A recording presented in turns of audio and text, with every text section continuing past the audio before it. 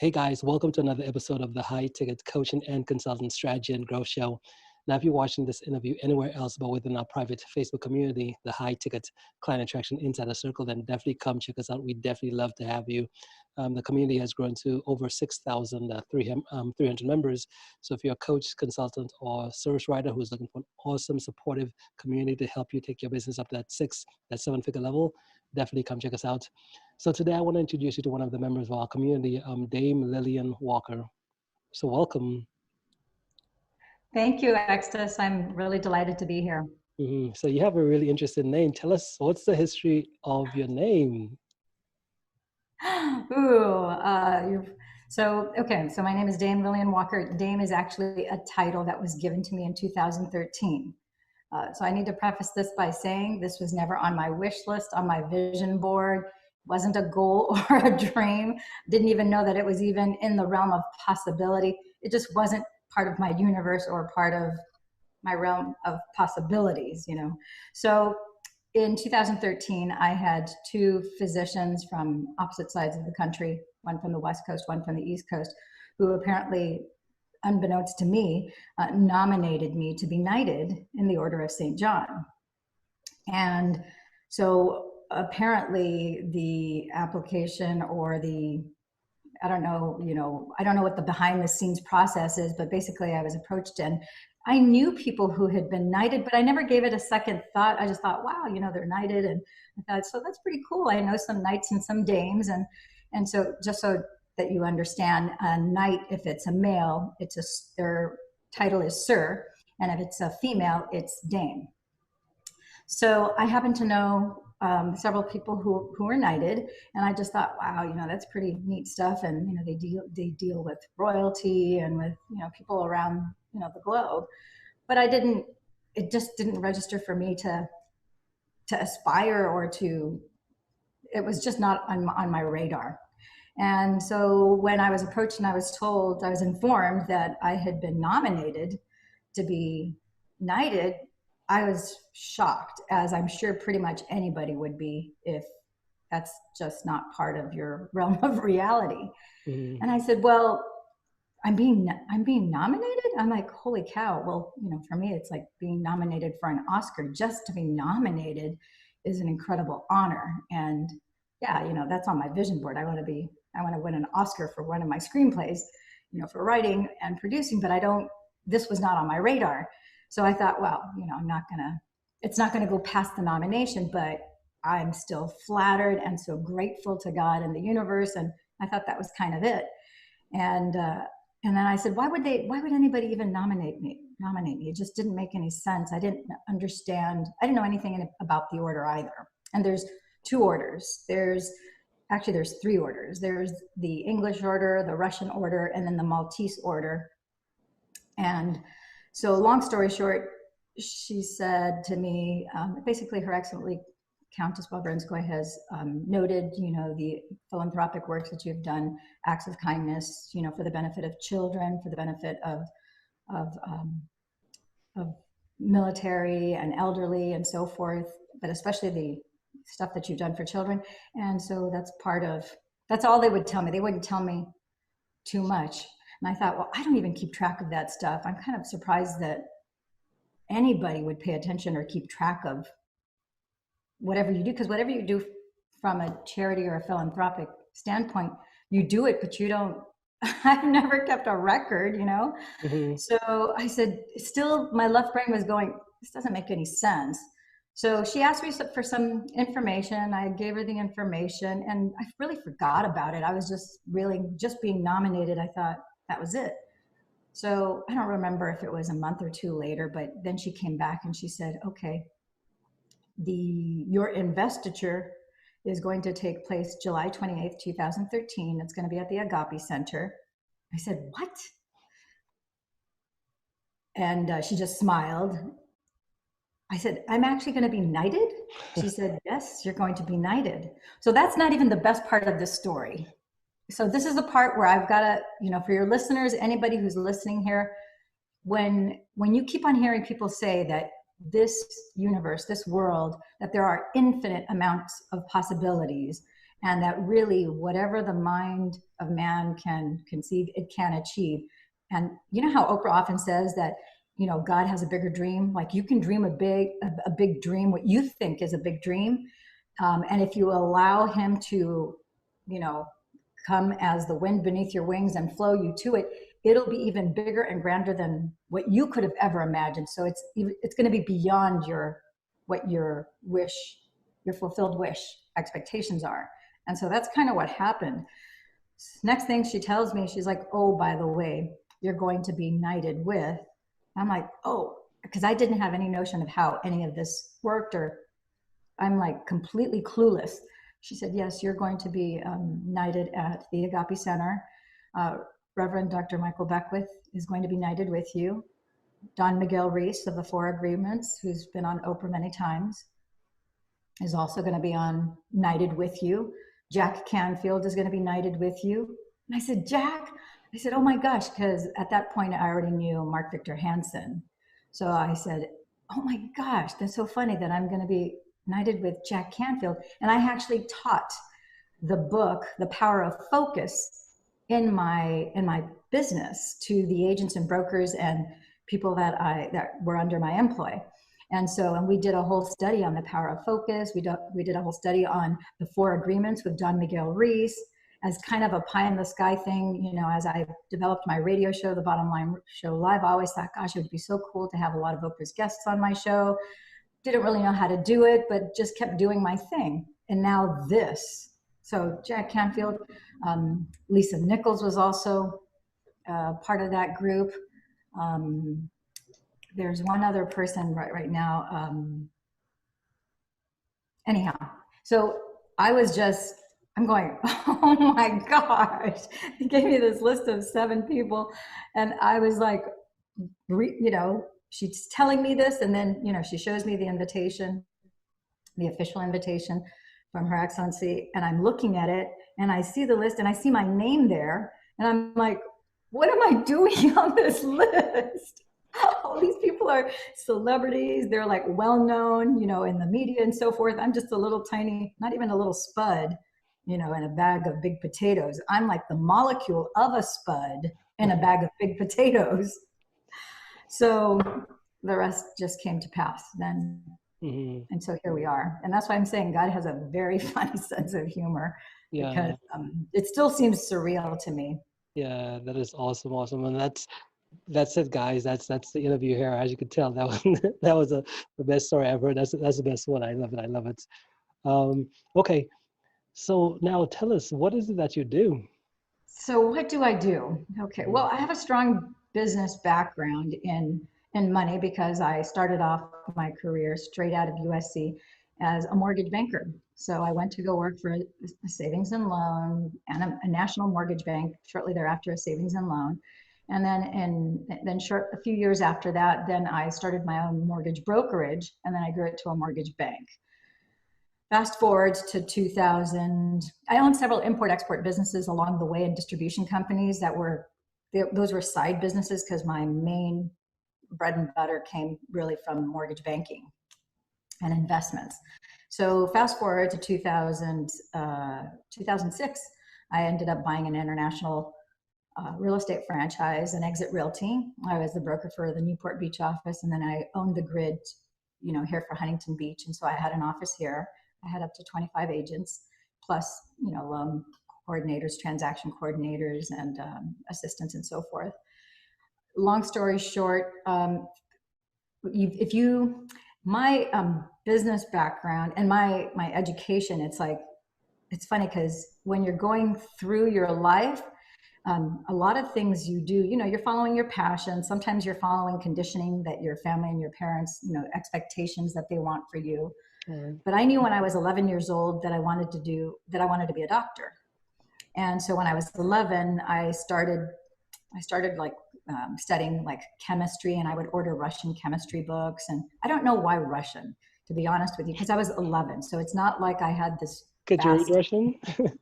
I'm sorry? Could you read Russian back then? No, I couldn't read Russian. It was originally a Russian chemistry book, but it was written in English. It had been translated. Mm-hmm. I remember the book to this day. It was a red covered, kind of a smaller book. It wasn't like a giant textbook. But for some reason, I gravitated towards, I don't even remember how I bought the book, but I did get my hands on the book, and I was fascinated with the chemistry, because somehow instinctively I knew that everything around me was chemistry, everything from emotions to personalities to colors and how people act and respond. I know, and this doesn't make sense, but again, I was only 11 years old, so it's not like I was Einstein or anything. I was just paying attention to what I was noticing and what I was feeling, and I was very, very intuitive and very spiritually sensitive. But I almost want to use, I was told almost overly so, where there's really no such thing. But I was so sensitive that I had to curb back a lot of the sentient abilities that I had, because when things are good, it's like super good. And then when the things were bad, or people's vibes were negative, or people were harsh, then it was super painful. And then to top it off, I was brought up in a family where, my mother didn't think that, being sad, to be sad or crying because of physical pain makes sense. Anything other than that's not a good reason to cry. So I learned to suppress those emotions and bottle it up and deny anything that could be perceived as a sad or a mad or any lower vibrational frequency type of emotion. So if you just kind of connect the dots now, moving forward, one of the things that I learned through doing my radio show was that no experience is wasted. Oftentimes as I developed my mortgage bank, people would say, it's like, gee whiz, don't you regret not applying to medical school? Don't you regret? It's like you spent so much money and so much time, such energy investment, getting a pre-med bio-sci degree, but you never applied to medical school. You never became a doctor. And for a long time, I thought, it's like, no, I had no remorse. I had no guilt. When I made the decision that wasn't where I was supposed to go, I knew that I was a healer, but that was definitely something that was very much in the closet, because it's kind of spooky, oogie, and kind of weird, nonsensical. So very few selected people were ever given the opportunity to see it or benefit it. In my church group, I was kind of hesitant to, completely let myself out of the closet there. But that slowly, like I said, God has a bigger plan and a bigger vision. So if you just fast forward through all of that, again, no experience is wasted. Everything that you've ever had to do in your life, it's there for a reason and for a purpose. And if you really follow your whatever curiosities you have, whatever desires, like if you have a desire to learn a specific art form, or if you have this nonsensical, like in my case, I had this nonsensical desire and curiosity about chemistry, about how energy works, how electrons, protons, and neutrons. It's like, okay, that's such a microscopic focus, but what difference does that make to us in our grand scheme of lives? Well, later in my life, then I learned about quantum physics, which when I did pre-med, of course, I had to take physics and I had to take genetics and so forth, which all of it fascinated me. But I also recognized that if I went to medical school and became a doctor, that was too close, too limiting. It's not what I was supposed to be doing.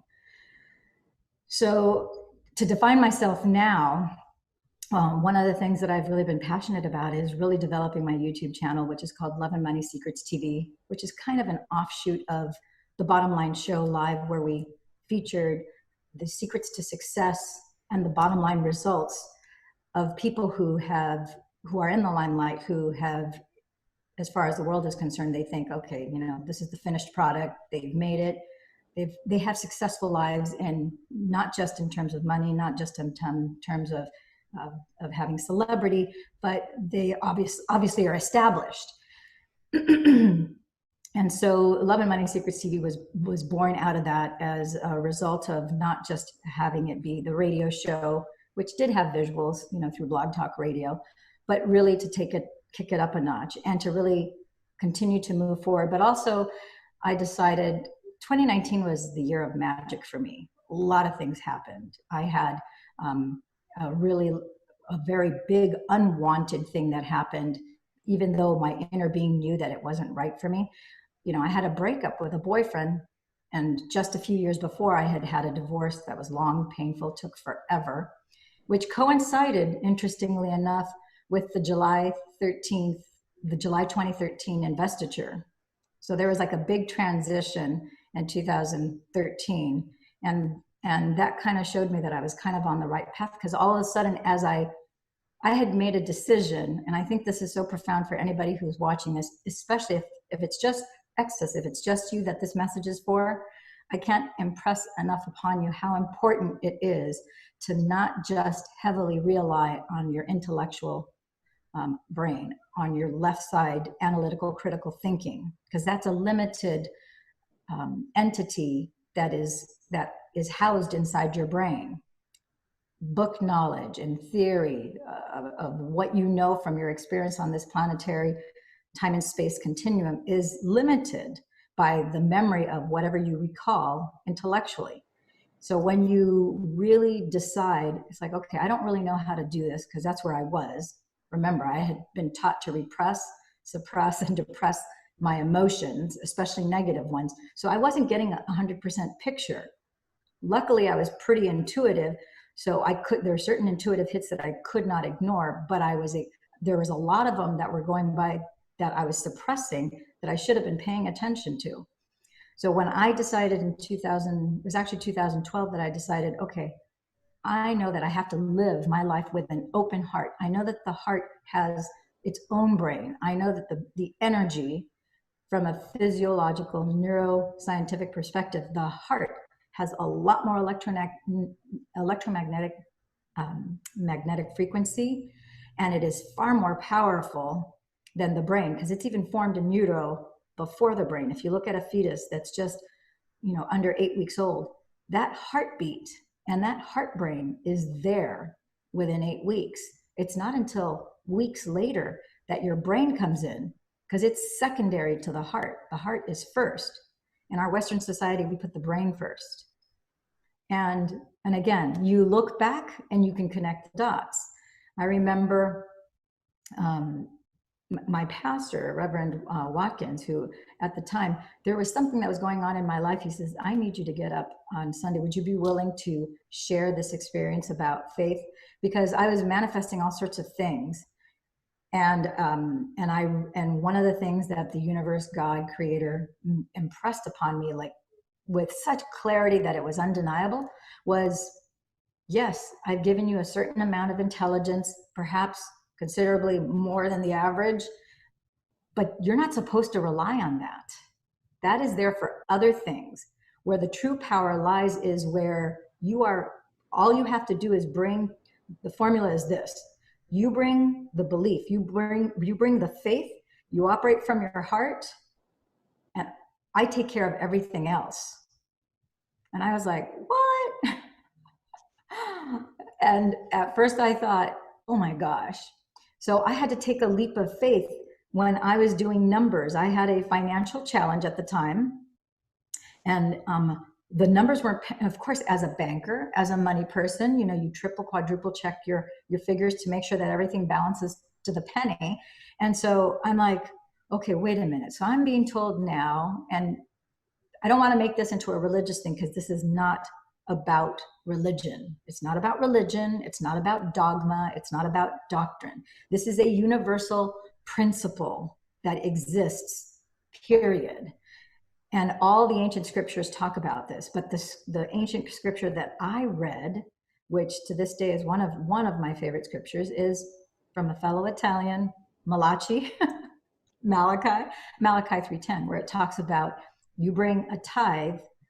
And it's the only place in the Bible where it says that if you do this, that you're allowed to test God. And so this had been brought to my attention, and I thought, wow. So now I've got 100% of my income, and I'm being told that with 100% of my income, and right now I have this unusual situation where I've got these outstanding debts that have been all of a sudden thrusted upon me that were surprises. So I can't make do with 100% of my income, but I'm supposed to make do with 90% by gifting, 10% by tithing. Okay, this doesn't pencil out, but it says to test the universe, because the storehouses of heaven it will shower you with abundance. So I sat there with my checkbook. At about the same time, I was also reading a book that I highly recommend. It's a little book. It's not very big. I want to say it's about 110 or 120 pages long, by Robert C. Kaysen, called The Richest Man in Babylon. And in the book, it talked about the principle. What a coincidence. It happened to talk about the principle of tithing and how to pay yourself and how to not only pay off debts, but how at the same time that you pay off debts, you're also amassing wealth. You're paying yourself and you're also investing, and how you can multiply that in a very, very fast, not a normal manner. So at the time I'll never forget, I had received a commission check from one of the closings that I had from a loan that I closed. So I looked at my check and I said, okay, I felt like my toes were at the edge of the Grand Canyon. And as I'm like doing my prayers and my meditations, I'm like, okay, God, I feel like you're asking me to take this leap. And I'm looking at the Grand Canyon, and there's no way that this body has the physical capability of jumping over and making it over to the other side. This is suicide. But you're telling me that to test you, and that there's a promise, and that you're going to shower the storehouses of heaven if I just take this leap of faith, and that you're not asking me to use my intelligence. You're asking me to just believe and to just have faith. So I'm totally out of my power. Then he also, impressed upon me that when I put myself in that position, then it's not about my power. I have his power. And who am I to question his power? His power created the entire planet, the galaxies, all that ever is. And so now I'm super rocking and rolling, because now I'm plugged in, right? Although it's an illusion to think that I wasn't plugged in before, but I'm now properly getting myself calibrated is what's happening. So as I moved forward, I said, okay, wow, okay, so I'm going to take this check and I'm going to divvy it up. I'm going to take 10% and I'm just going to blindly boom, I'm just going to give it out as an offering. And then I derived a formula from reading the book. I'm sure other people are going to go through the book. He doesn't mention a formula in here. He doesn't mention a formula in here. Well, when I read books, I get downloads. And so I received the information from the book. I took note of the downloads. I was basically given this 10-20, 10-20, 40 formula. So basically, I was only going to live off of 40% of my income and 60% of my income, which again doesn't make any sense, because before that, it's like my 100% wasn't meeting all my needs. But I took that leap of faith. So what was crazy, and I'm going to share with you part of the big expense that showed up out of the blue. We don't have a lot of, we've had lately more the last 3 or 4 years, but at the time we didn't have a lot of rainfall in California. And that particular year we got slammed with this huge storm, and all of a sudden it just poured rain to the point where I ended up having water damage in my home. But it didn't stop there, of course. I had water damage in my home, and I also had some sort of a fungus problem that was starting to take place inside of the home as a result of that water damage. And now it was creating all sorts of other problems. And so when we went to find out what it would cost to fix it, at first we thought it was going to be maybe just $2,000-$3,000, replace the Flanders in the front of the house. And then quickly it went from that. We found out that $2,000-$3,000 problem mushroomed to a $20,000 problem.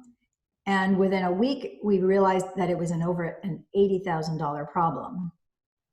And I was like, what? So all this was happening at the same time that I think God uses crisis to really make us pay attention, to crack us wide open and make us look at other possibilities. Because that was what happened to me. So now I'm going, $80,000, like, holy cow, I can basically tear this house down and build a new one for 80 grand. That makes no sense. There's no way I'm going to pay 80 grand. So I also knew that it's like, okay, if he's creating an $80,000 hole, that means he's going to multiply the provision by 3 times that amount so that I can cover that and still have some left over. That was my mindset. So as I took this leap of faith and said, okay, you know everything that's going on. None of this is making sense, but I'm going to trust that you got a better plan, and it's not in my power, it's in your power. So I'm just going to cut this 10% check, and I'm going to see what happens. And whatever other checks come in for this next month, I'm just going to keep doing this. I'm going to keep, with my meditative practices. And I did distinguish, and I still distinguish differently prayer from meditation. I really don't pray anymore. I just pretty much meditate now all the time. But I did distinguish the two, and I said, I'm just going to keep. I knew I was onto something, and I knew that I was being grown. So what ended up happening was that over the next 4 months, I made more money in those 4 months than I had made over the entire previous 9 months. It was crazy how all of a sudden I just started showering money like left and right. And I remember I told my housekeeper, I told her, oh my gosh, Norma, it looks like this now $20,000 problem is growing to this $80,000 problem. But you know what? I'm not going to freak out about it. I said, you know what? God's going to provide. If it's 80,000, that means that those people need that 80,000 worth of money. It needs to come through me. So God's going to have to bring 3 times that amount so I can pay that, pay my taxes, and still have, abundance. And then as things started happening, she said, oh my gosh, you called it. You said that it was going to be provided for. The bottom line was I didn't end up having to pay 80 grand for that. I don't even remember how much it ended up costing, but it was less than 10 grand. And then it didn't even come entirely out of my pocket. I ended up, because there was question whether it was going to be covered by my homeowner's insurance, it went from absolutely not being covered to all of a sudden miraculously it was covered. So all we paid was a deductible, which right now I don't even remember how much it was. So everything was like magical. And I thought, none of this makes sense. But that was the lesson. And I really feel that the universe was trying to tell me then, you're supposed to operate from your heart. But I still thought that was too airy-fairy, that it wasn't pragmatic, it wasn't prudent, it wasn't responsible. So I still obviously had baggage and hangups. And still, despite that baggage and hangups, the Creator still was able to get his message through to me enough so that I could grow and progress, and then not just keep it to myself, because next thing I knew, as I was talking to my pastor about who knows what I was talking to him about, next thing he knows, I want you to share this specific thing about the formula is you get out of your own way. It's not about you.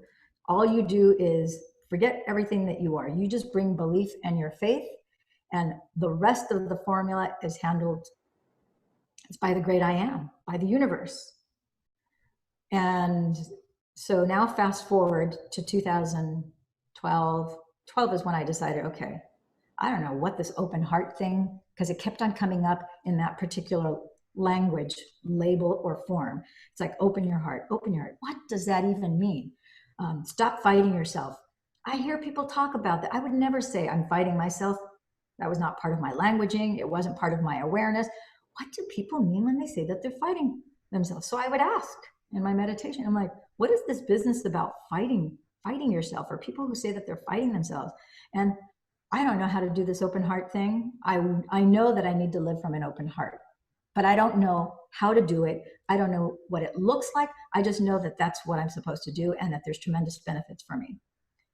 And because I wasn't attached to doing it a certain way, I think that ignorance worked for me, because then little by little, and not so little, it started being revealed to me. And it was shown to me in the examples of other people. And as I continued in this path, that's when all of a sudden I was in this flow where I would do something that I perceived as being little and kind of insignificant and not really that big of a deal. And it would like magnify. And then people were coming. I wasn't soliciting anybody for anything, and things just started coming to me. And people from like pretty high places, including, like I said, this investiture is like a prime case. I didn't solicit this. This was brought to me. It was like I said, I didn't even know that it existed. So just I just got into this flow and I realized, I'm like, wow, I really have to stay out of my left brain. There's a time to use your intelligence, and there's a time you really need to be guided first, where your heart, your connection with the divine, your heart with the creator, the great I am, whatever your languaging is for that energy and that intelligence which created you, that put your soul in this container body that is now here experiencing the now, that is the force. So I don't want anybody to get caught up with the name God or Jesus or Jehovah or Yahweh, you know, whatever your languaging is, because those are all, it's just your culture, your religion, wherever you come from, they had to give a name to the great, that great energy. And so with whatever cultural nuances so that you would accept it. And so that's why there's so much overlap and similarity with all these different, you know, religions. And again, this is not about religion. This is just, I'm just telling you what my walk was, what my revelations were, and what my experiences have been, and how I have really been able to reconcile and calibrate myself to be the true me. By no means am I done. I mean, I just had some incredible work done this weekend where I just realized I have baggage from when I was 5 years old that I was totally unaware of, that was holding me back, that was really heavy. So this is a practice. They call it a practice because you're going to practice this until you shed this container, this temporary free housing that was given to you. And once you put it away and that energy is released, you'll have other things to learn, but you'll no longer be confined to this body. And so this is just my experience, and my passion. Where my passion really lies is really sharing my experience, languaging it, and sharing the insights that I've had, so that I can, if you have a chronic neck pain, back pain, headaches, if you have, let's say, reoccurring chronic illness of any time, neurological disorders, if you've had different cancers, if you've had whatever financial problems, or maybe a string of broken relationships where perhaps money is no object to you, you do fantastic at work, but when it comes to relationships, and for me, that was more of my, it was funny because it wasn't my challenge. Like in business, I was doing fantastic, always did great. I always could make things happen because no one's going to outwork me. I've always been high energy. I'm an A personality type, very driven, very goal oriented, very specific. And so I accomplished a lot that way. And then I learned in 2013, there's just so much better way. I had no idea that being the open heart and embracing my dreams was all connected to a greater level of comprehensive, holistic success. And so in my personal life, I had a good marriage that lasted over 2 decades. Never fought, never argued. We were on the same page as it turned out, you know, to raise kids, to build wealth. We started, both of us, we came from families that, you know, were middle class, did well, maybe upper, actually upper middle class, doing very well, but definitely not from a rich family. But we both came as, you know, students straight out of school and, you know, making our own way. And so I put all my energy once, you know, because I married my college sweetheart. And so most of my energy, I'd say 90% of my energy really went not into my relationship. It really went into my business, creating wealth. Both of us were really driven in that manner. Him in the oil business, myself in mortgage banking, yada, yada. But my personal life was not very satisfying, even though for probably, I'd say maybe 15 years, I was fine with that. But I was always in hope that the same power of manifestation that I had in business and so forth, that I would be able to do that also in my personal life. But the other party was just closed off. It's just no way, no how. It was a round peg, square hole dynamic. And even though it was great and stable for many, many years, like I said, for over 2 decades, to raise children, to build wealth, to have the status quo, you know, 3 kids, the dog, the big house at the beach, da da da da da, that looks good, the Ken and Barbie thing, 2 SE grads, looks good, smells good, blah, blah, blah. But my personal relationship, there really wasn't any intimacy. So it's like, okay, it's like I'm always off doing my things or doing whatever I needed to with my kids. off with my business, all my conferences, meetings, trainings, giving lectures, blah, blah, blah. And then he's basically off doing, the same. And yeah, we would come together to go out with friends, and we had a very active social life, but we were not connected at all, where to the point where we didn't care where whoever came and went. It was kind of like a non-issue. Everything was kind of, I was a really good manager of keeping all the plates spinning. And because I had such high energy and really great organizational skills, like with surgical precision, I could keep a lot of plates spinning at the same time. And, but when it came to my personal life, there finally came a point where the universe again was trying to get me to open my heart for years before I actually did it. And then finally I opened my heart, and then all the realizations started coming forth. And as those realizations started coming forth, it's like layers of an onion. As the layers of the onion come off, you have insights, you have realizations. And I want people to recognize, because people might be perceiving that it's like, ooh, he's peeling back the layer of an onion. That sounds like it could be painful, because maybe the onion, when you peel it, maybe it's going to squirt something, in your eye, or just peeling back an onion could hurt your eyes and so forth. You know what? As he peeled back the onion, it wasn't that painful. It was more like, oh my gosh, I had no idea. Now I'm aware of this. And with that comes grace, comes love. I think when you resist it, that's where the pain and the struggle and the suffering comes in. But if you're just open to it and going, okay, I wasn't aware, you can't be faulted for what you don't know. So as you become aware and more light is shed on you as to the things that are not right in your life, that they're just enough off where things are not really working optimally for you, then you start working on one thing at a time. He's not going to peel the entire onion and destroy you. That's not how it works. It's one layer, maybe 1, 2 layers at a time. You're like, oh my gosh. Okay, so you have to work on this. And you can't do it by yourself. As much as I would have loved to have done all of this in secret and not let anybody know, oh my gosh, I had to go through this, I had to go through that. Because I did have to go, as I think nobody gets off this planet scot-free. You all have a cross to bear. We all come in perfect into the world.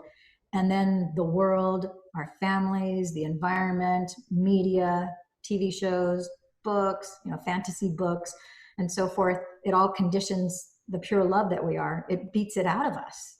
And then we get, off kilter. And then it takes us a while to get back to finding our true north again. Mm-hmm.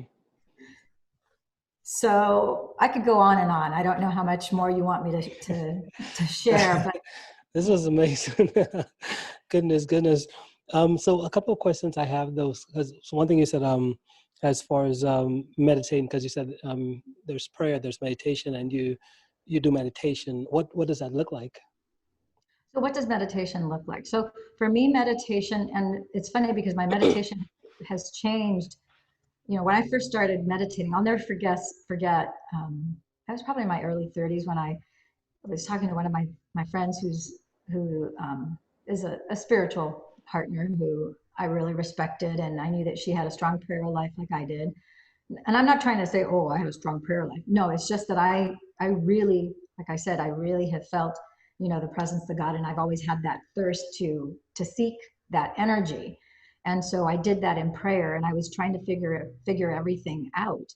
And so I said, I keep on hearing about meditation, and exactly what does meditation mean to you? Because I know what it meant, like in the circles, where I went to church, what it meant there, but I wanted to hear from her. And then she said, well, meditation could just be, you can open whatever scripture and you could just read it and see how it speaks to you. And I thought, yeah, okay, I get that. I know that's what a lot of people say, but that's not the type of meditation. I'm talking about like true life-changing meditation. So I just intuitively knew that I needed to literally lock myself in. I had a walk-in closet in my master bedroom. So after my husband, my then husband, would go to sleep, I would walk into my walk-in closet, I would close the door, the light would be on, and I would just, Indian style, I would sit down, sometimes with my Bible, sometimes not. Sometimes just having either the Bible or maybe the teachings of the Zohar, for those of you who know about ancient Jewish mysticism or Kabbalah type teachings. That's what the Zohar is. So I would maybe have one book on Zohar or whatnot. And I would just sit down in quietness. And I got to tell you, when I decided to start meditating, you know, one of the first things I was told was that you needed to stop the monkey mind and just be in the stillness. And the goal was to just have a blank space, you know, as your mind, which is not entirely true. But this is the path that I took. So I sat down and I would be in that stillness. And I would say, at first it was really hard. It's like, oh, I would think about it was like manic, you know, the list of things that I need to do. Oh, I need to put in my Franklin planner. I need to put, you know, B17, because I would do A, B, C. I would rank everything. And it was like A1, A2, A3, all the way to A to whatever, B and to C. And so my Franklin planner was always full on the left side. And I still even had to add things on the right side because I had so much stuff to do and so many things that I was managing. So I'm like, oh, I forgot to write this down. So I would have those intrusive thoughts. I'm like, how does anybody ever get past 5 minutes to get into that quiet stillness? But I was determined. I'm like, I don't know how to do this, but I'm going to figure out how to be in that quiet space and then really connect with, you know, the great creator. And so I would do that, and I would just sit there and I would be in quiet. Sometimes I would go from meditation and then, you know, mold back into prayer, and then I would let it go. And then that would be at night. And then in the morning, I would drop off my 3 kids to school, and I was only 4 minutes away from the beach. Then I would drive to the beach. And luckily it really was a combination between the two. That's where my meditations really started to explode, I would say, because I started to learn more about myself, which that's what meditation really is. If you look at it, whether it's Sanskrit or the different languages as to what the word meditation actually means, it really means to know thyself. So one of the things that I learned was that, okay, I've always had this thirst to see the water. I have to see whether it's the beach water or whether it's like if I'm close to a lake, I have to see the lake or I have to see the stream of water. But there's like this inside thirst that's undeniable that I have to visually see the water. And I started to recognize that as I would go to the beach, whether I would take a walk or whether I would just sit down and just stare at the water, that was the place where I felt the greatest reverence. It was like a magnification and an awesomeness of the magnitude of how grandiose the great I am truly is. And I felt the most connected there. There was something very magical about just being in that place. So I started honoring that. And so sometimes every day of the week, sometimes 3-4 times a week, I would go to the beach, sometimes for 15 minutes, sometimes for 45 minutes, sometimes for a whole hour, depending on the time of year, depending on what I had scheduled in my office. I would do this. And I would just be there at the beach. And that's where the most profound revelations were there, not in my closet. I had certain things that I learned in my closet. So I'm encouraging you, if the only place in your house is your walk-in closet, take it. If you need to be in there with a flashlight, do it. If you have a body of water, for me, like I said, it could be a body of water. For you, it might be a park. But that's where I felt this incredible connection with nature and with the great I am. And so as I paid attention to this in the stillness where I was just quiet, and then I didn't realize that it was a meditation at a time, but my instincts just took me to feeling the air blowing on my face and on my skin. So I was aware of where the air was hitting me on my skin, of what my eyes were seeing. And then I could see not just what everybody else sees, like the ocean, the sky, the sand, but I started seeing energy in the air and all this energy flickering throughout the air. So your eyes will be open the entire time as well? Yeah. Well, sometimes my eyes were open. Like when I would start, my eyes were open because I would start with it was just being mindful of the senses. So I was consciously, even though I didn't have a formula or a method, this was just something that intuitively came to me. So the first thing for me was the wind blowing through my hair, it touching my face, and how good it felt, whether it was cold or whether it was warm, how it felt on my skin, how my eyes felt really good just looking at the blue sky. Later, I found out the reason why your eyes love to look at the blue sky is because it recalibrates and it affects the energy meridian lines of your liver and your kidneys. So, and the ancients knew this, that by looking at the blue sky, that it helped the health and well-being of your liver and of your kidneys. But I didn't know that at that time. And so I would look with my eyes, and then my eyes started seeing more than just the three dimensions. Like I said, I started seeing, it's hard to describe. It's like these tiny little flecks of energy, like everywhere. Everything was like energy. And I thought, oh, that kind of looks kind of cool. And then the sound of the wind on my ears and the feeling of the wind hitting my ears and it's almost like if you play any musical instrument, it's like a certain tone, on the keys of a piano. And it's like, oh, I never noticed before. I just recognized before I paid attention, it was just wind, but there is a sound. The wind has a certain key, and it's not static, it's dynamic. It actually moves. Sometimes it howls higher, sometimes it howls lower. So I paid attention to that. I paid attention to the smell, which, as we all know, there's a very distinctive smell when you go to the beach, of that beach environment. So it's like, okay, that felt very soothing, and it was feeding me on levels that I wasn't really aware. I just was acknowledging that sense and that it felt good. And then the taste of the air too, as I just sat there. So from there, I would just close my eyes. Sometimes I would bring a composition notebook. And so, much to my surprise, one of the things that happened, even I've played piano since I was a kid. And then one day, as I sat there, I had this composition notebook, not knowing what was going to come out. I sat there, and all of a sudden I started to hear a melody, and I had words it was like a download that just started coming out. And I thought, oh, wow, that music sounds so cool. I've never heard that tune before.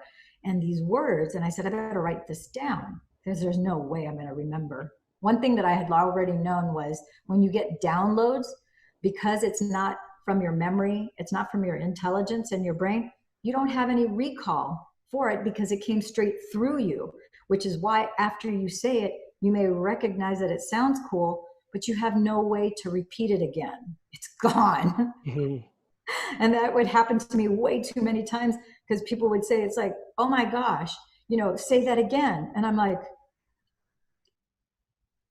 I can't. It wasn't my stuff. I don't remember. I'm as surprised to hear it as you are. I didn't think of it. It just came through me. So anyhow, so I took my notebook and I started to write these words down. And it had to do with love. It had to do with that unending love or an unconditional love. And so this whole thing came out. And so as I read it, once I was done writing, then I went back and I read it, and I'm like, as I read it, I heard the music, and I thought, wow, I'm like, that sounds really cool. I got to make sure that I capture this because I want to play this on the piano, and I want to see what it sounds like if I sing it with the piano. So when I got home, I sat down to the piano, and when I sat down to the piano, the words fit perfectly to the music that I heard. So I said, wow, that's pretty cool. I'm like, I've never written a song before. And I had composed, I do a lot of extemporaneous, just, music where you're improvising. But this was definitely, it was different. It was a song that I didn't create. It came through me.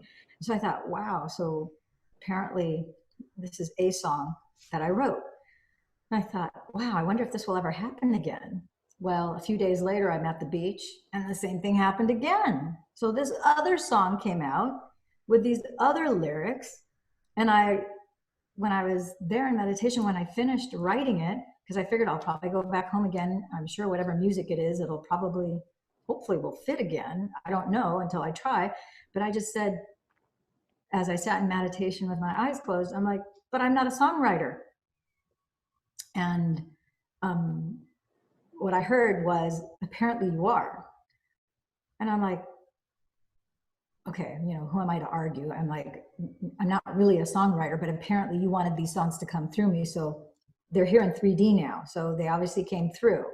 So I don't fancy myself to be a songwriter, although I have recorded some songs and I put them on my YouTube channels and so forth.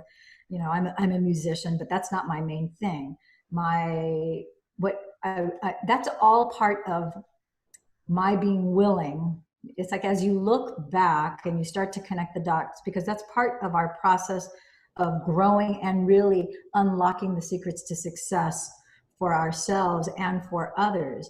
It's like, you're supposed to have these revelations, you embrace them, don't push against them, don't limit yourself by the familiar you that you have been, because you're not limited by that. You are limitless, because through that great energy, you are limitless.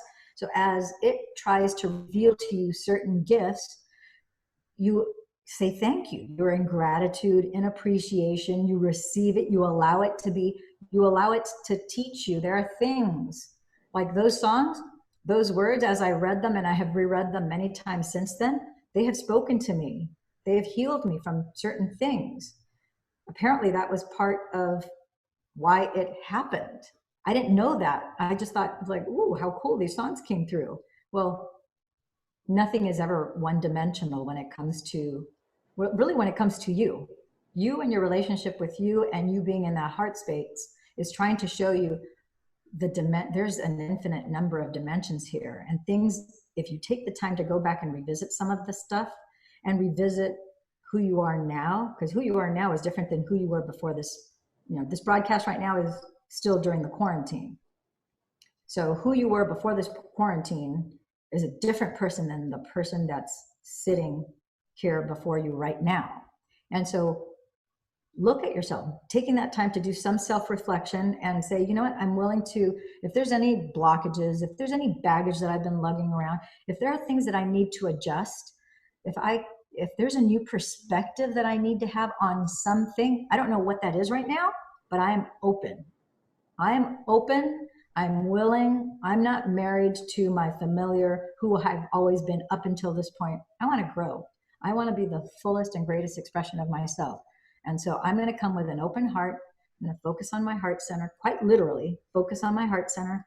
I want to open it up as big as I can. I want it to grow and expand, fan it out as large as I can, so that the most number of people on this planet can benefit from my open heart and my broadcasting love. And let's see what is it that the universe wants to reveal to me. Okay, so I don't, let me see what you just said. So that visual, right? Because that was my second question I was going to ask as well too, which is, what do you mean by leading from the heart? Just like you kind of, the way you described it here, I actually saw visual, which seemed the art open up and fanning out. How walk us through that. So that's the one thing that, so again, that's why I'm getting like, I call it my God incidences, like a vibration feeling as we're talking right now. Because that's the one thing that when I decided in 2012 that I wanted to live with an open heart, I had no idea. I had no visualization. I didn't have anybody. There was no YouTube video that was saying, these are the steps to open your heart. This is what you are physically going to do, because we are in a physical 3D experience. So there are physical things that you need to do. It's not like work. It is, you have to sit down and be quiet, but there is an engagement of the mind. There's the mind and there is your awareness, which are two different things. And it took me a long time to separate my awareness, who is the true me and is the true you, your awareness of your brain, of your ego, of your past behaviors, flattering and unflattering. That is your awareness. That is unconditionally loving. That is perfect. And when you were born, that was there. Okay. And so if somebody could have languaged it, and in fact, I'm thinking of doing a YouTube video where I'm actually going to do graphics, because I want everybody to benefit from my experience and get the shortcuts. And it's like, look, if you just had a graphic that showed you this, if you had a video that's guiding you and saying, okay, you're going to sit down, You're going to want to breathe in this certain way. You're going to want to visualize this certain way. You're going to want to position your eyes in a specific place. You're going to want to position your tongue in a certain place. You put these all together, they're all very simple. It's not that complicated. It's going to collapse your time frames. Instead of it taking you, 5, 10, 15, 20 years, because I've been meditating since I was 30. So it's been a couple decades for me. So if I would have known some of that stuff, it would have taken those 20 years and I would have had a lot of this stuff sooner. So and that would propel you, and it would have propelled me to be the fullest expression of who I truly am sooner than later. And that's what we need right now in this world, is we need more people to embrace this and do it sooner rather than later. Start to get the benefits, start to know who they truly are, truly step into the power of who they truly are with the great I am, that energy, the infinite source intelligence. Because when you do that, you affect everybody and everything and every being all around you. And it's not limited just to this planet Earth. It affects dogs, animals, it affects stars, it affects everything.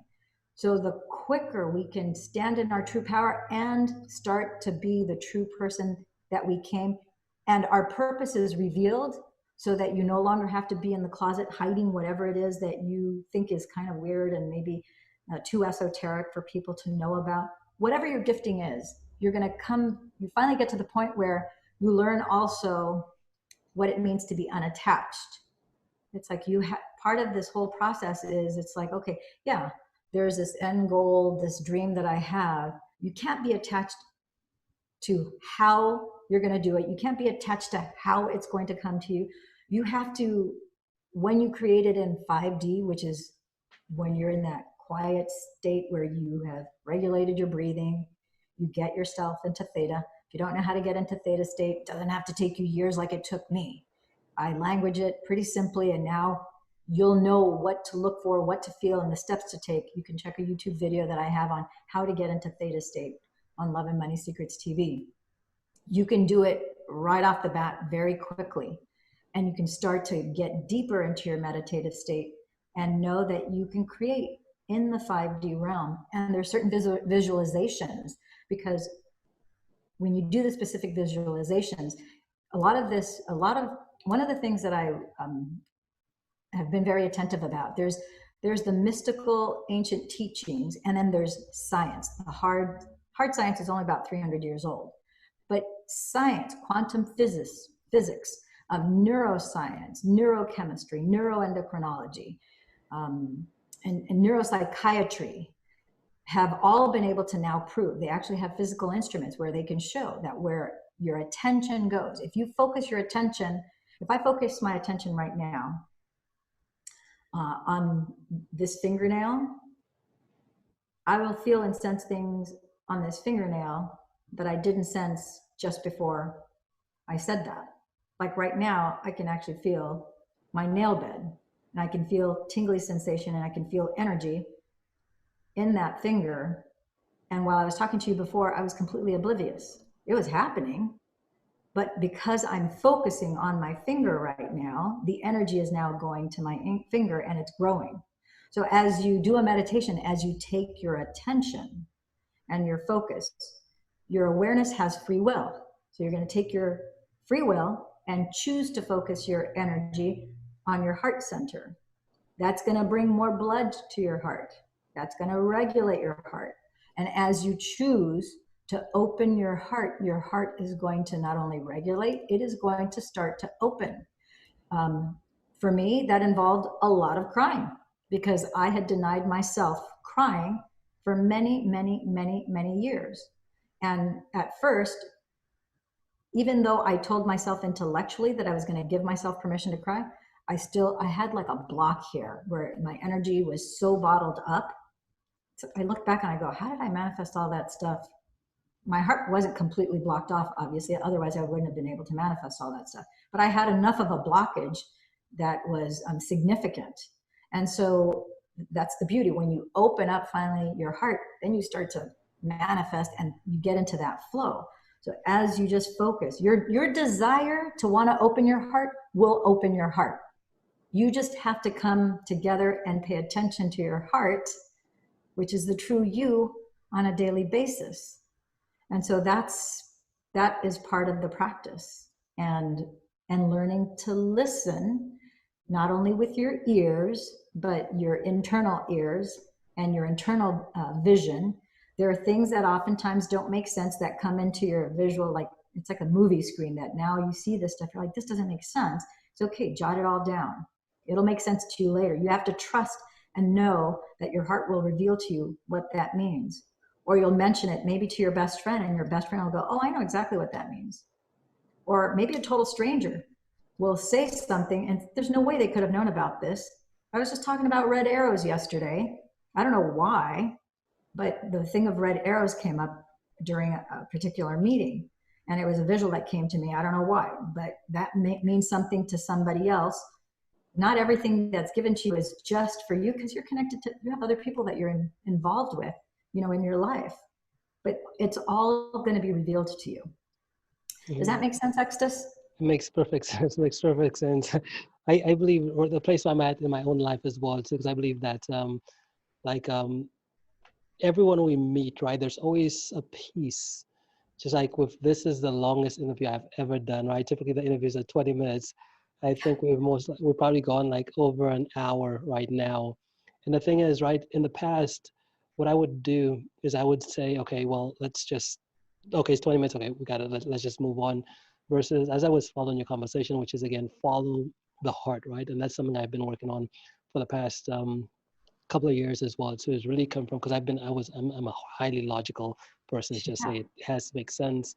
But I've been practicing the thing of like feeling, right? And it's Yes. fascinating because that's something I've been working on with my own mentor, which is, hey, you got to get more in touch with the emotions. Mm-hmm. But not just that, but you even brought a whole different perspective on it with me here today, which is that technique, which is the whole opening your heart. And that's exactly what I did. As you were speaking, that's exactly what I did. I was like, okay, let me not go after the logical. Let me just follow the heart, which is what feels right. And just like Yeah. I just doing this interview and being here and saying, okay, let's go through the full thing, that just felt right. And for me, it's like, it made no sense because it's not really how I typically make decisions, but I know that, okay, that's exactly the piece I needed to hear right now, because that's the next shift. So it's one of those places where I'm really, really excited right now. I'm so excited for you, because I'm like getting that vibration feeling again, and it's a struggle for me too sometimes. Like I was just I had a healing session yesterday with a healer named Anna Robertson from Spain, and we were talking about this again. And then again, it's like, in personal relationships, like I was saying, this, that, and whatnot. And she's like, there you are again, getting in your, like, you're thinking too much. Stay in your heart. So I'm still, even though I'm doing the practice all the time, I still have to practice at these things, because Mhm. I find myself still saying, well, I feel this, but this doesn't make sense. And it's like, okay, I can do all this other stuff and manifest in all these other realms. And then I've got this little corner of my side where I still want to make sense of it. And it's like, okay, brain, no. Ego, forget the sense thing. Brain, you're going to do as I say. We are going to focus now on the heart. I'm going to slow down. This is the formula. If you watch my broadcast on Love and Money Secrets TV, I'm constantly saying it because I know that we learn by rote. So if I don't say it multiple times during a broadcast, people are going to miss it. And so this is the formula. You start with, I'm going to sit down. I'm going to slow down my heart rate. I'm going to slow down my breath. And I'm going to slow down my brain waves. Those are the three things. Because first thing is, I want to get into theta state. So slow down your heart rate. And in order to slow down your heart rate, you have to slow down your breath. And that will slow down your brain waves. If you didn't know it now, I'm going to tell you, the remote control to your brain, scientifically proven, the remote control to your brain is your breath. And people think this is airy-fairy. No, think about it. When you do a deep breath, not a shallow breath, a deep breath that you do slowly, you hold and you exhale. what's happening neurophysically and neurosomatically is that as you take a breath in, you are actually not only alkalizing your body, but if you take it a step further and focus your energy at your first energy center and bring it up to your second, to your third, to your fourth in your heart space, visualize your heart opening up and broadcasting the magnetic frequency of love. And then you move that energy up to your fifth energy center, to your sixth, to your seventh, and then to your eighth, your cerebral spinal fluid, because of your attention being in that manner, it's going up, it's bathing your brain with that cerebral spinal fluid, all those electrons, protons, all those proteins, those salts and so forth, they're bathing your brain and coming back down during that breath. Normally, it takes your body 24 hours to have 2 cycles of cerebral spinal fluid start from the base of your spine, go up to your brain and down. Twice in a 24-hour period. But when you meditate, if you do 10 breaths, now you have 12 cycles. So what does that do? It opens up not only the energy, it opens up your energy in your heart. It activates your pineal gland. It brightens up the photons, the electrons, but especially the photons are the electro light energy that's firing and wiring, which if you look at an electroencephalograph, your brain looks like a Christmas tree, because from being at a resting state, now all of a sudden it's going boom, boom, boom, boom, boom, boom, boom. It's like, okay, we're getting ready to do something. Now we're prepping to create, because that's what you do when you meditate. When you know yourself, you get into that quantum field. My intention now is to open my heart and broadcast love. Wow. Now you don't know it, but you're creating an induction field. And that's why you're going to be more sentient. You're going to be more sensitive to your different senses, more things. You're going to have more intuition. So that's all part of 3 things: slow down my breath, slow down my heart rate, and slow down my brain waves. I'm going to get into that theta state. I'm going to command my brain to go into theta. You're going to feel it go, at least for me, I feel it. Like all of a sudden, everything is just black, and I just feel almost like a downshifting of a car. And I'm like, okay. And I just take it for granted that it's done. And then I move on to, I'm going to focus on broadcasting love.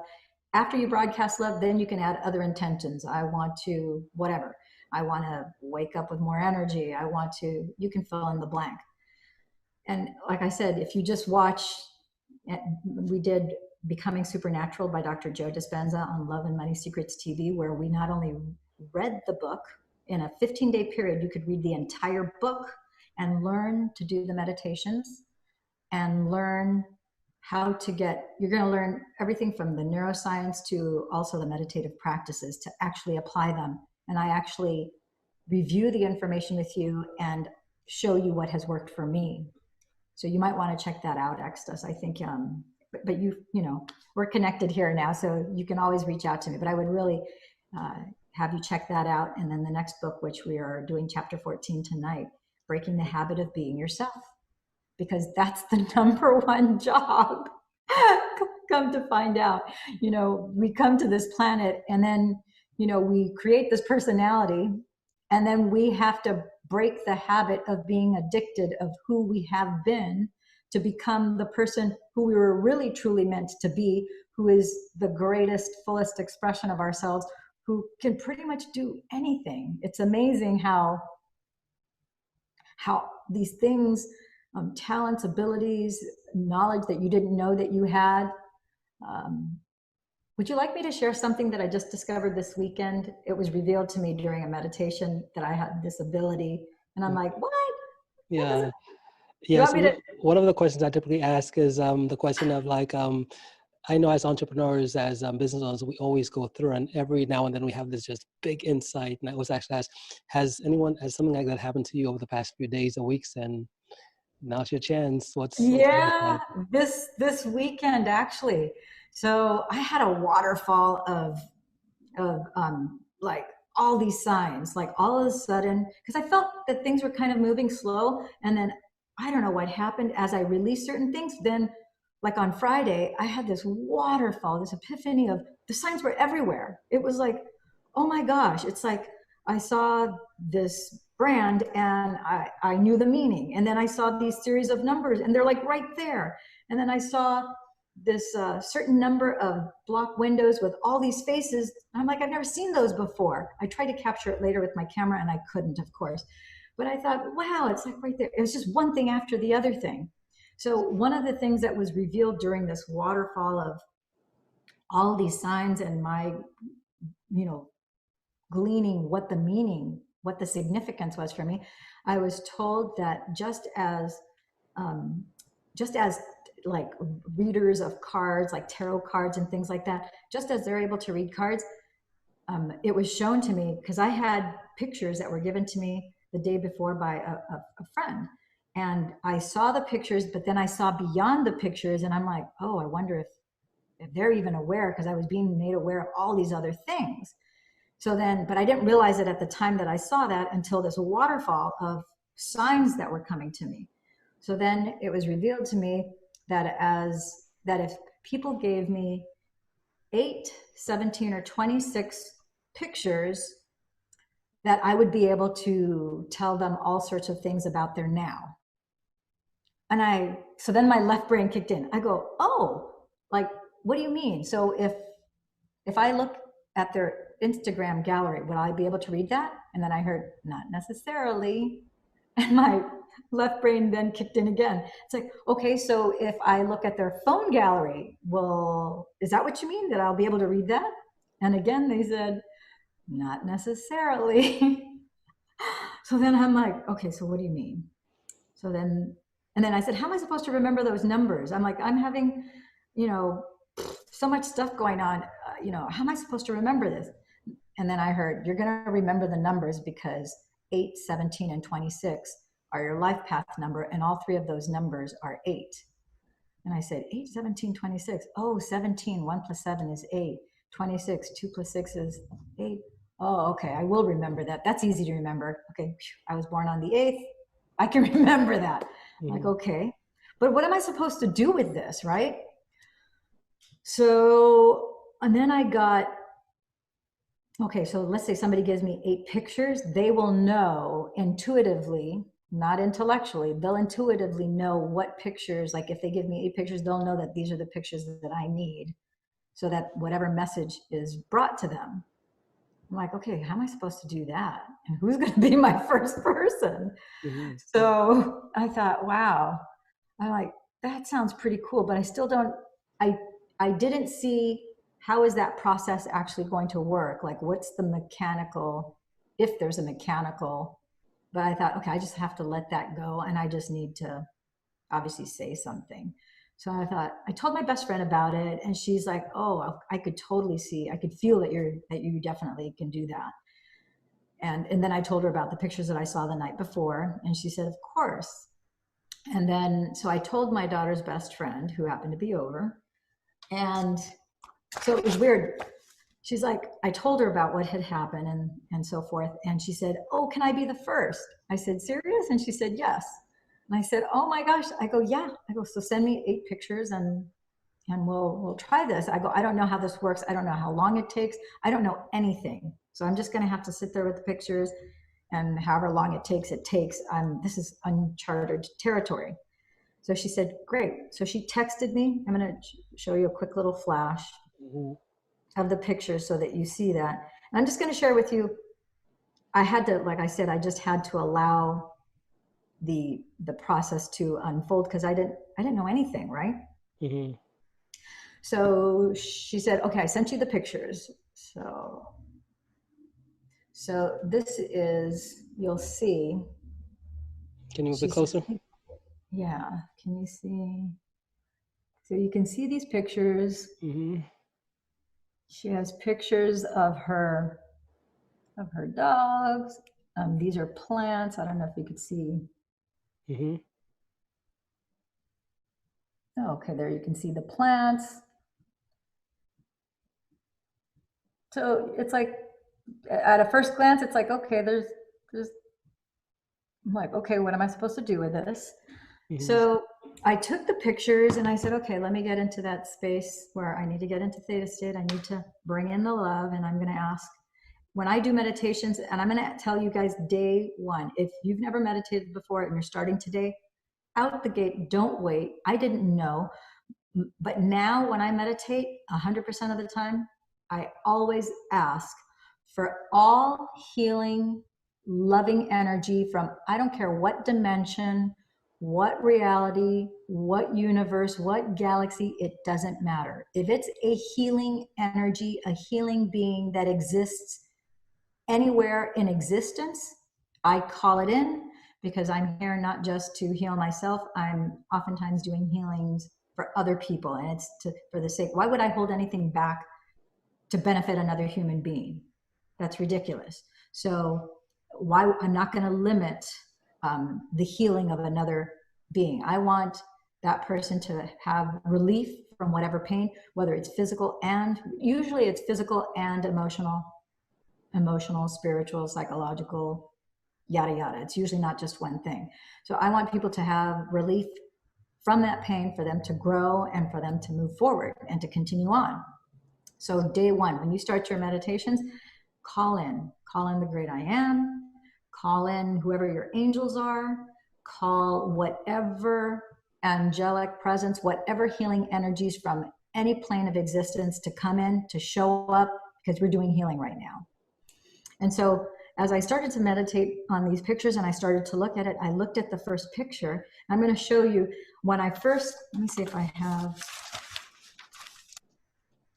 this is, like I said, I didn't know what I was doing. So you're going to look at this and you're like, oh my gosh, this is like chicken scratch. But this is what came out. So I can only, how the heck is that? I thought it was this pad of paper. Maybe I'm just,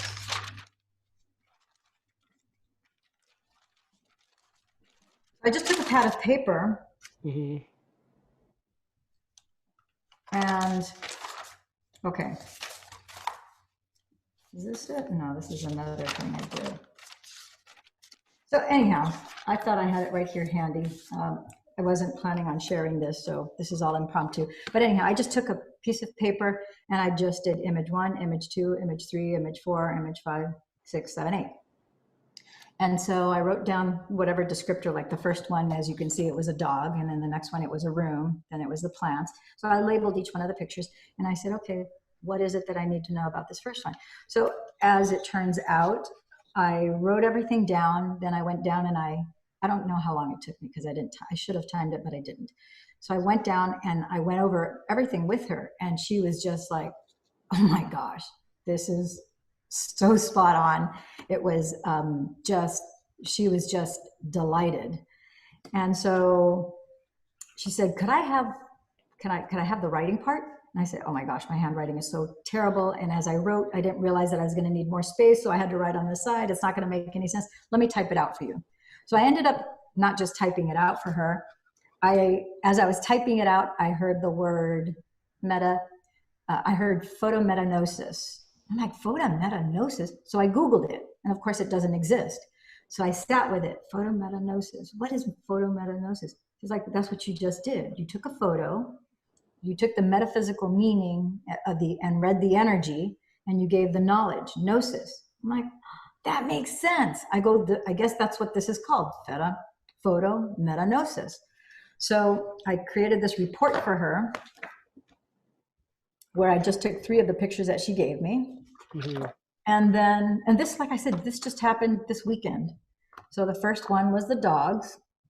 And so it was crazy, because even the percentages, which I thought that's pretty precise, but like when I saw the pictures of the dogs, 66%. I saw yin yang first, night and day. You're surprised at the elements and the aspects of your life which express such polarity. How can in one space and time be so good, feel so right, peaceful, loving, and familiar? This is how life is supposed to be. And then 33% in another space, this is so effed up. This is not supposed to be this way. Well, that's what I got from her first picture. I'm not going to go through all of the pictures here, but I guess you kind of get the idea. And so I went through and I explained the energy that what I felt, because it's like a vibrational frequency. Sometimes it comes in words, sometimes I get it like in other pictures, and then I have to interpret it and then language it so that the feeling is conveyed the way that person needs to receive it. Mm-hmm. And so that, I've never done that before. Don't know when I'm going to do it again. And what was interesting was that when I gave her then the written report, which was just yesterday, she goes, wow, I had this really fantastic dream. And then I had this really awful dream that was like a nightmare. And I thought, oh my gosh, that's like the yin yang. Think about it, her first picture. Mm-hmm. So good and so bad. And in the dream, she had this vision of this big vicious alligator that came running through her house and was like biting at everybody. And it was like really scary because this alligator was just, hell-bent. And then I said, I knew immediately what that meant. And I told her, yeah, you've got this, your younger sibling is coming from, she finished college, she's coming home, and she's not putting up with anybody's crap. She's cleaning up house. She's putting everybody on notice, letting people know this is not okay, this is not okay. And so she's barging through like an alligator. Mm-hmm. She's like, oh my gosh, that's exactly what it is. She goes, oh, okay, I'm not scared of it anymore. It's just her little sister. She's like, okay, I'm fine. So it was crystal clear. And I thought, oh my gosh. So, but this is what happens when you open your heart and you keep your ego at bay, because it has nothing to do with you. It's all about being in this open space where you're really a conduit. You're just the messenger. You're just relaying the information. And you get to the place where you relay the information, and there are people who are open and receptive to take it, because they really are in that they're high up enough in their progression of being awakened and wanting to grow and spiritually sensitive enough that they'll embrace it. And then there are other people who, for whatever reason, may be more defensive, and they may say, oh no, that's not going on in my life, because their ego is going, oh, she's going to fight. She knows.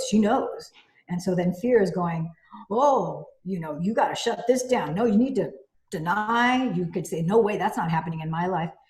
But of course, we know when somebody is doing that, okay, they're not being true to their feelings. They're wanting to still wear a mask. They've got the facade on. That's okay. It's not for me to judge. I was there. I think we've all been there. So if you recognize that this is just coming from a space of love, this has really, the only part that this has to do with me is that it's coming through me, and it's for your benefit.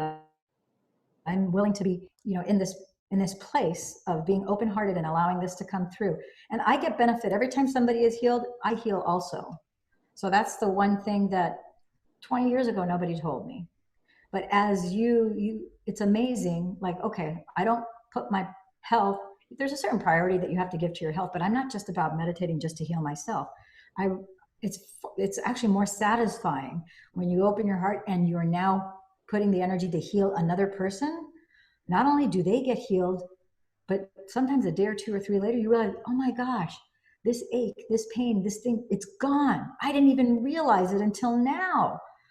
That person's healed, and now I'm healed of this. It's a nice little perk, a nice little side benefit. You know what I mean? Mm-hmm. So there's so many layers to this, and it's all of us. If you have a heart that's beating, you're fogging up a mirror, take it. This is here for you. Does that make sense? Makes perfect sense. Love it. Goodness, so much wisdom. This interview, I love it. So, Dame Lillian, if someone wanted to connect, what's the best way for them to reach out? The best way for people to connect with me is to go to my YouTube channel, to love, and then the ampersand sign, Love and Money Secrets TV. You can also go to DameLillianWalker.com. It'll take you to my YouTube channel, Love and Money Secrets TV, and interact with me with the YouTube videos. I would highly recommend for anybody starting out to start with that How to Get into Theta State video, and then check out the Dr. Joe Dispenza book, Becoming Supernatural, and just start to read that book, start to buy the book yourself, highlight it. I tell you why it's important to not just listen to the YouTube video. Don't be a spectator. Be an engaged, active participant in your own life. You don't want to be that guy or that gal that you're constantly, I have season tickets. I go to all the USC football games and I'm just watching the players, on the sidelines, or I'm always watching this professional NFL football team. I'm always a spectator on a bleacher watching all these millionaires. No, you become a millionaire too. You become the best, biggest, fullest version of yourself by getting in the game. Learn to play the football. Buy your own football. Don't borrow your neighbor's football. You'll never become good at playing football if you're borrowing your neighbor's football. You have to own your own football. So buy your own book. And on the broadcast, I tell you, it's not good enough. If finances don't allow you to buy both and, then that's understandable. But if you have the ability to buy the paperback and buy the Kindle or iPad version, buy them both. And as you're watching the video, Becoming Supernatural, now you're engaging with me on the broadcast. It's an open forum classroom. I reply to all of the comments there. Any questions that people have. You have your own book. You're going to be highlighting your own paperback book that you tangibly, touch. And there's something about turning the pages of a tangible book. It does something about, it has to do with how we're neurosomatically wired. It will categorize and make you remember that information as you reread the information in that paper book, as opposed to then going now to your iPad or your Kindle, where you're now reading the book on a digital version and you're highlighting and making notes in there as well. And now on occasion, maybe in the morning, maybe you're listening to my YouTube video for chapter 7, chapter 8. You're listening to it. Maybe you go into another room of your house and you can't watch the YouTube video or your phone's charging. Turn on your Kindle. You put the voice activation of that Kindle and listen to it as you're having breakfast. That's why I tell you to buy the book in written form, paperback, as well as the Kindle. It's the process, because that's what I did. I first bought the Kindle form. And I think after the first chapter, I realized it's not enough to have just the Kindle form. I need the tangible book. In fact, you'll see the book back there, Becoming Supernatural. There it is, Becoming Supernatural. And it's all tagged up. And I've read it 3 times because I'm serious about wanting to do this inner work and about being able to move forward, grow, apply, expand, and share what I've learned with others and continue. I know that aside from this photometanosis ability, who knows what other abilities I have that have not been revealed yet. So if there are any other things that need to come through, I want to continue moving forward and showing others how they can do the same so that they can unpack and reveal whatever giftings they have. Mm-hmm. So the best thing to do is go on to Love and Money Secrets TV or Dame Lillian Walker. That's Lillian with 2 L's in the middle. You can think of it about like the number 11 gateway, Lillian Walker. I'll help you walk through the gates of the new you if you allow me to. Love it. Brilliant. Hey, well, Dame Lillian, thank you so much for making the time to be here today. Really appreciate it. And we'll talk soon, okay? Fantastic, Extus. This has been a delightful time and space to be with you. Thank you for having me on. Awesome. You're welcome. Enjoy. Enjoy, you too. Bye-bye. Yep. Ciao for now.